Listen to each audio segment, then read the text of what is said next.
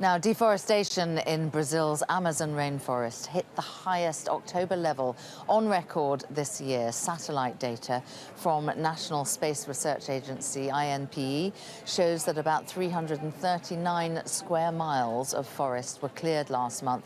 That is up 5% from October last year.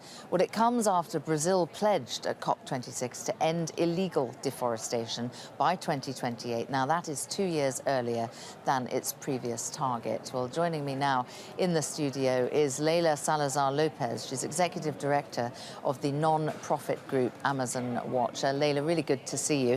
From everything you have heard over these 2 weeks at COP26, is the Amazon in a better place or not? The Amazon is in a state of emergency, just like our climate. That's why we're here. That's why we came from our homes, and that's why there was the biggest delegation ever from the Amazon at a COP. Because the Amazon is on fire. The Amazon is facing the worst deforestation, the worst degradation. And the Amazon is at a tipping point.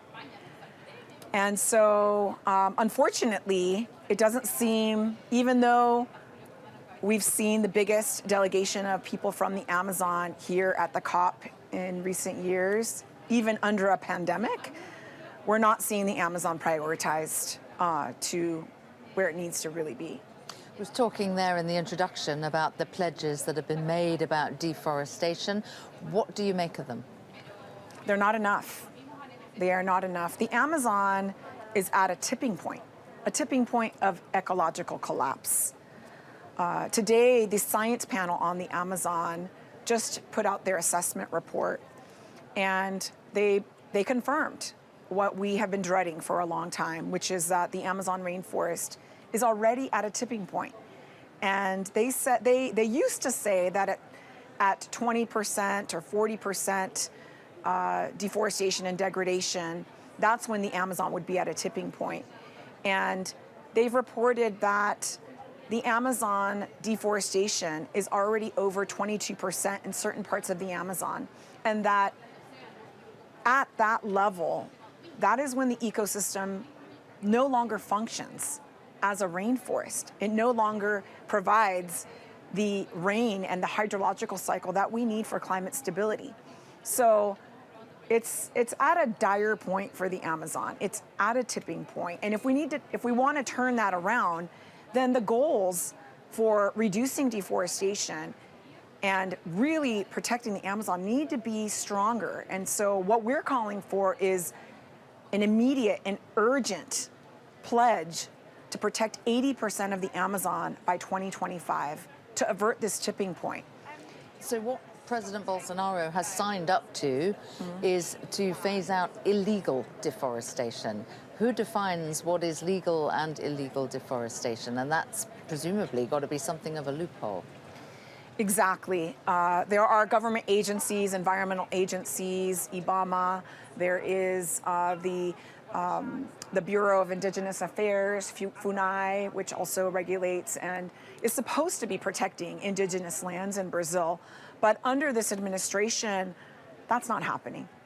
And so what we've really seen over the last few years under the Bolsonaro administration is a rollback of all environmental and laws to protect the indigenous peoples, who are the best guardians of the forest. If we can guarantee that indigenous peoples' rights, lands, and territories were protected, then we could actually get to that goal of protecting 80% of the Amazon. But without that, we're not going to meet any of these goals. And so when we look at what's being discussed in the agreement right now, we're not seeing any discussion of, we're not seeing the Amazon mentioned. We're not seeing indigenous people's rights mentioned. And so we're in a very unfortunate scenario coming out of this COP. I mean, there's still a little bit of time left. We still have the end of the day, but what we really need to see in this agreement is a pledge to protect indigenous people's rights and territories. And are your own delegates pushing hard enough, do you think? I mean, you talked there about Bolsonaro's policies rolling back the progress that had already been made. maybe your delegates aren't negotiating hard enough? Well, it depends on who the delegates are, right? The government delegates are definitely not pushing hard enough. Not within those countries, are not pushing hard enough for the Amazon, are not pushing hard enough for Article 6 to include Indigenous peoples' rights. We're talking about offsets and net zero commitments. We don't need net zero commitments. We need zero deforestation in the Amazon. Unless we make a pledge to zero deforestation, which is actually what the science panel announced today. We need zero deforestation. They didn't say legal or illegal. They said zero deforestation. And in other parts of the Amazon, because the Amazon is 9 countries, Brazil and another 8 countries. And in the western part of the Amazon, we need to also be talking about extraction.